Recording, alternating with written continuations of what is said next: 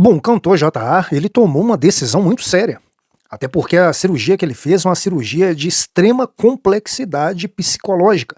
E mesmo assim, ele decidiu enfrentar tudo isso, dizendo que ele sempre foi assim. E simplesmente está retornando ao seu verdadeiro eu. A cirurgia do ex-cantor J.A. foi uma cirurgia parecidíssima com a da Tami, só que ao inverso. Porque a Tami era mulher, decidiu se tornar homem, fez uma cirurgia de uma espécie de implante peniano, que me parece que não deu muito certo, e J.A., ao contrário, era homem, decidiu virar mulher, cortou fora o Bilal, e com muito orgulho veio a público mostrar tudo isso. Muita gente está achando que J.A. está fazendo tudo isso também como uma espécie de afronta ao meio gospel por tudo que sofreu e passou por lá, e a gente vai estar vendo tudo isso agora. Se você ainda não é inscrito em nosso canal, se inscreva, ative aí o sininho, coloque para estar recebendo todas as nossas notificações e sem demora, vamos lá pro vídeo. Olha, tem muita gente parabenizando o cantor J.A. pela atitude que ele tomou de ter feito essa cirurgia onde ele tirou o seu órgão genital para poder estabelecer ali um órgão genital feminino. Vale ressaltar que antes da gente parabenizar uma pessoa por ter tomado tamanha decisão, a gente não pode esquecer que as pessoas também se arrependem. Porque um tipo de cirurgia como esse, psicologicamente, deve mexer muito com a cabeça de uma pessoa. E quem está em volta tem que ter muita sensibilidade para não fazer com que isso seja algo tão simples. E acabar também influenciando outras pessoas a fazer o mesmo procedimento, como se troca de roupa, e as coisas não são bem assim. Eu não sei se você se lembra da influenciadora Kate Lares, que era semelhante ao cantor J.A. Ela era homem, se transformou em uma espécie de travesti, eu não entendo muito bem qual termo usar, e aí ficou muito tempo, fez grande fama nas redes sociais e depois se converteu, se arrependeu e decidiu voltar a ser homem novamente. Só que ela não fez cirurgia de troca de sexo, então ficou mais fácil porque ela simplesmente retirou o implante mamário e depois começou a fazer a transição hormonal masculina. Confere um pouquinho aí para você saber quem que é a Kate Lares. Vamos lá. Gente, hoje é dia 18 de abril, já são 22 horas e alguns minutos, e eu acabei de chegar do culto. Eu tive uma sensação diferenciada, eu tive uma presença de um Deus que eu nunca tive na minha vida. Entrando no meu quarto, eu comecei a chorar e eu fiquei sem entender. Naquele momento, eu senti a presença de Deus como eu nunca tinha sentido. E Deus falava no meu coração: pega o celular e fala, a hora chegou. E eu falei: meu Deus, Senhor, é isso? E Deus falou: pega o teu celular que a hora chegou. Tô gravando agora esse vídeo pra vocês, depois de quase 3 meses, se eu não me engano, fora da internet. No dia 14 de fevereiro, eu tive um encontro com Deus. Deus, ele falou comigo no dia 14 de fevereiro, onde eu não tava em casa, eu não tava com a minha mãe presente. Eu tava na casa de um amigo que eu fui pra casa dele a trabalho. E nessa noite, Deus, ele me tocou como de um pai que falava: que hora você vai voltar pra casa? E ali eu parei e eu olhei, e Deus, ele abriu minha mente naquele momento. Deus, ele abriu minha mente que eu pude me corrigir. E naquele momento eu parei e meu Deus, o que é que eu tô fazendo da minha vida? E eu fiquei: não, eu não quero isso pra minha vida. Eu não quero isso pra minha vida. Eu preciso correr pra Deus. No momento que eu aceitei Jesus, mas não foi eu que aceitei Jesus, foi Deus que me aceitou de volta. A casa do Pai, ele sempre esteve aberto pra mim, mas eu que recusava de estar na casa do meu Pai. A gente que recusa estar na casa do Pai. E quando eu voltei pra casa do meu Pai, Deus, ele falou: agora tira tudo que não me convém. E a primeira coisa que eu fiz para o meu trabalho na internet, eu peguei e falei para mim mesmo, para Deus: Senhor, eu quero fazer diferente. Quero depositar todo esse tempo para Ti. Eu quero fazer diferente para Ti. Deus, ele quer o esforço da gente. Deus, ele quer ver a nossa vontade de querer mudar. E ali eu parei tudo. Desativei meu Instagram, apaguei todas as minhas publicações. E nesse tempo que eu parei meu trabalho, eu pude conhecer um Deus que eu nunca tinha conhecido na vida. Aonde eu pude conhecer um Deus que eu precisava. E na minha vida toda eu achava que eu conhecia Deus, mas eu não conhecia Deus. Eu não sabia o que era o amor de Deus. Deus, ele me tocou. É agora. Chegou o momento.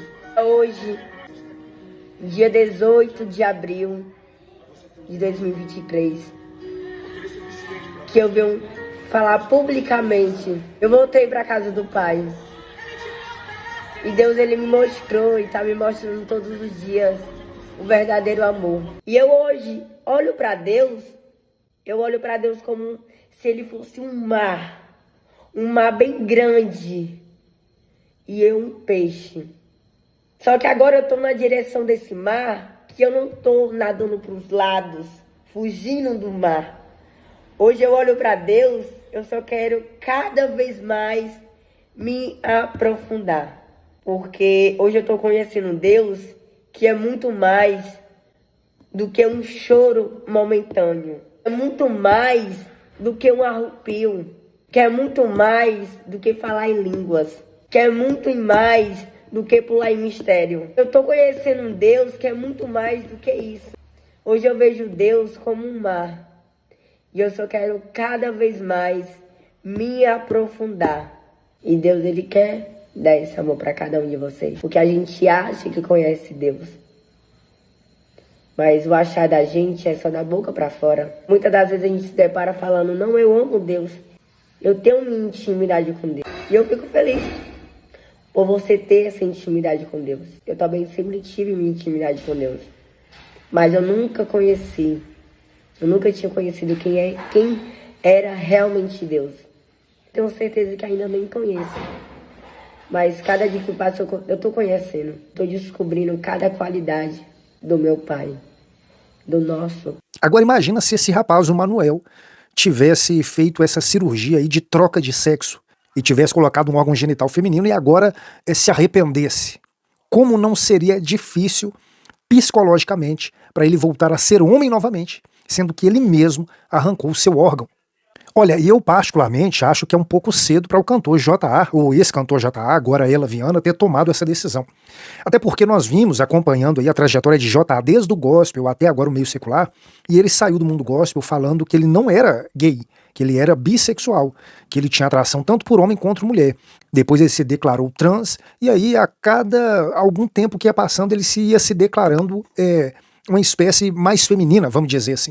E agora fez essa cirurgia de troca de sexo. Será que J.A., o ex-cantor J.A., agora Ela Viana de Holanda, será que não está passando por nenhuma confusão mental nesse processo aí, tanto da saída dele do gospel para o secular, mas como também da saída dele do armário? Será que não está muito cedo para ele tomar esse tipo de decisão?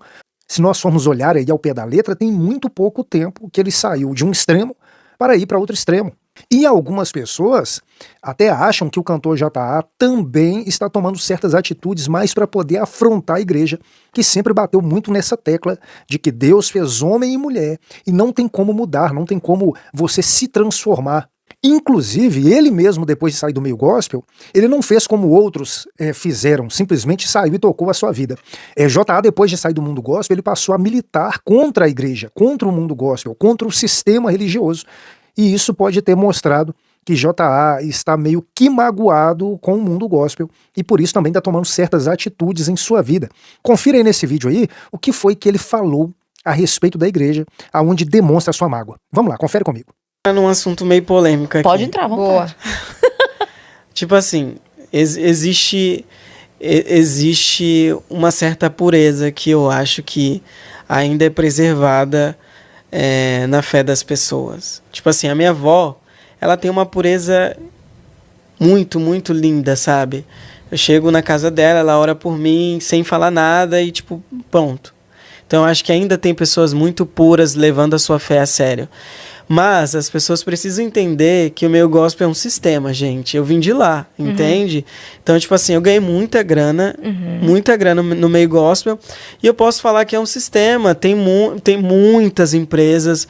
Então, as pessoas elas têm que tirar isso da cabeça de tentar espiritualizar algumas coisas que não existem, entende? Sim. Porque é muito sério, porque a pessoa que talvez que não tenha um tipo de acesso lá no Nordeste e a visão que um outro cantor gospel, por exemplo, tem aqui no Sudeste, ela nunca vai entender o que de fato está acontecendo, entende? Então é isso que as pessoas precisam entender. Sim. De repente ela está baseando numa boa vontade dela, sem ver que por trás tem uma máquina gigante trabalhando. Certeza, né? Com certeza. É muito difícil isso, porque baseia a máquina toda na fé, de fato, de pessoas puras. Exato. E, né? tipo assim, eu não tô nem julgando se isso é bom ou ruim, mas existe. E as pessoas precisam se conscientizar disso. Entende? E você viu de perto? Muito, sim. E sua ficha já caía? Que existia esse sistema? Foi caindo aos poucos. Eu vi muita coisa que, não tinha nada a ver com o que as pessoas pregavam. Vi de tudo, assim, na igreja. Vi de tudo mesmo. Tudo? De tudo, amiga. De tudo. Aliciamento, vi de várias coisas. Drogas e tal. Então, tipo assim, que as pessoas, elas precisam realmente desmistificar algumas coisas que muitas pessoas ainda acham que não existem. E, tipo assim, eu não tô falando aqui tentando julgar, mas eu preciso que as pessoas entendam que existem coisas. Sim. Entende? Nós somos seres humanos, nós estamos socializando e pessoas têm suas realidades diferentes.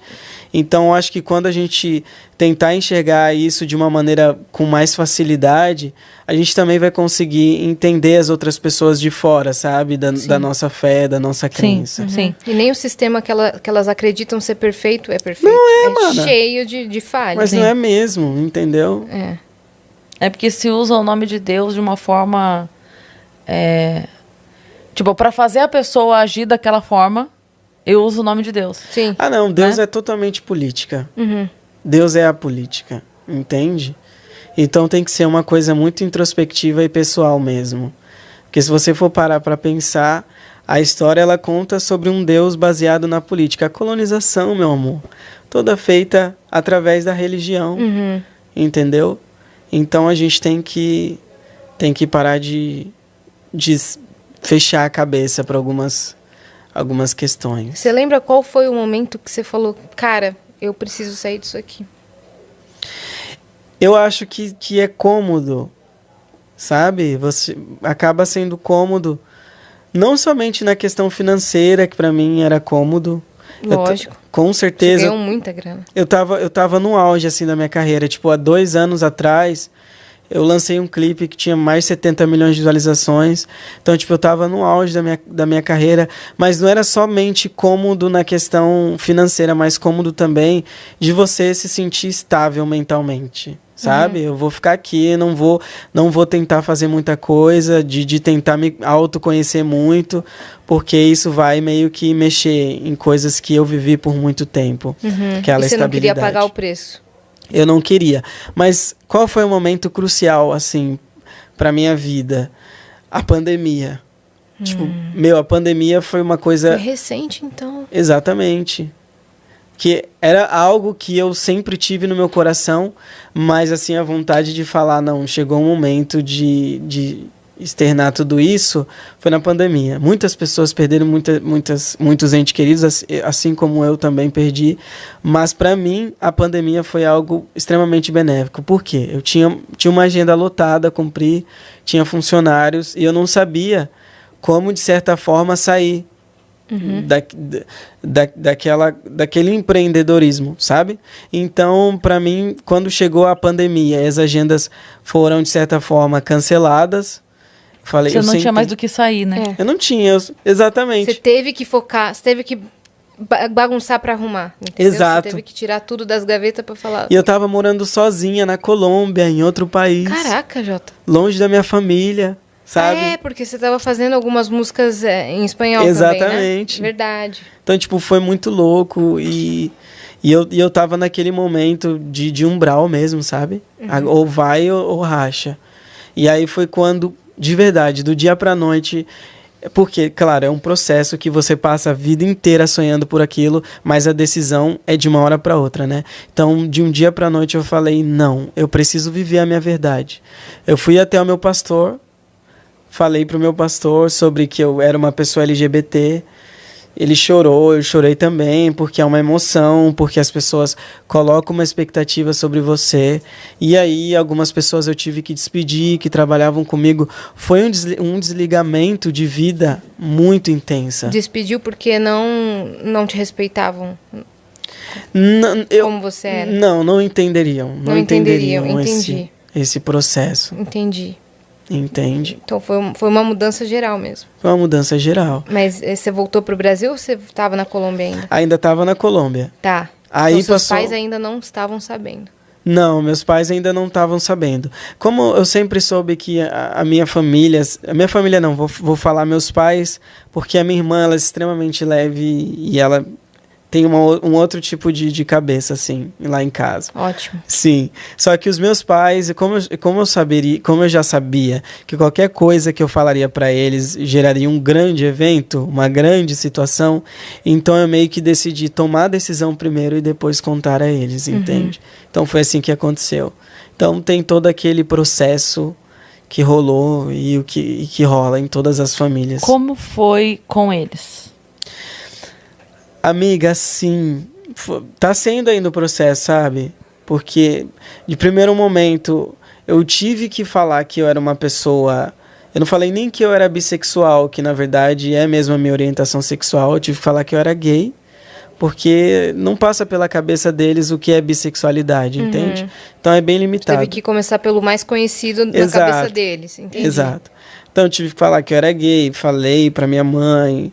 Ela já sabia, na verdade, que a gente já tinha conversado um tempo, mas aí eu namorei uma menina, ela achou que aquilo mudaria se de resolveu. alguma forma. Exatamente, se resolveu.